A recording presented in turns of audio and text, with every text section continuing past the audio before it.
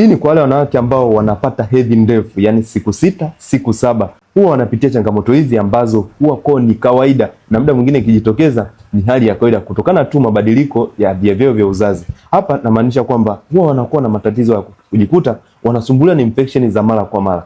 Kwao haimaanishi kwamba ni tatizo kubwa sana, ila ni kutokana na ile hali ambayo huwa katika mazingira yao ya kwenye kizazi huwa anakuwa na unyevu kwa muda mrefu sana, hususan katika kile kipindi ambacho wanaingia period hadi pale wanapomaliza. Kwa unajikuta anaanza kutoka hedhi kwanza kidogo kidogo, afu baadaye inakuwa kama imepungua tena inaendelea kutoka kidogo kidogo. Kwa hiyo ile hali inaendelea kupelekea mazingira yale ya bakteria kuweza kushuka, hivyo kuchochea hali ya mabadiliko ambayo yataenda kuzalisha bakteria wabaya ambao haya yataenda kubadilisha wale nomoflora au bakteria wazuri katika via vyake vya uzazi. Kwa hiyo unapokuwa unajitokeza hali, ni vizuri ukaweza kufuatilia namna gani unaweza ukapata probiotics au aina ya supplement ambazo huwa zinaongeza bakteria wazuri katika via vyako vya uzazi. By the way, nimekuwa nikiwasaidia wanawake wengi sana wale ambao walikuwa wanapitia changamoto hususan ya PID, hususan ya kutoka na maji machafu katika via vyao vya uzazi, lakini hata pia harufu mbaya katika via vyao vya uzazi kupitia ile programu yetu ya Nipo Nawe katika safari ya kuitwa mama.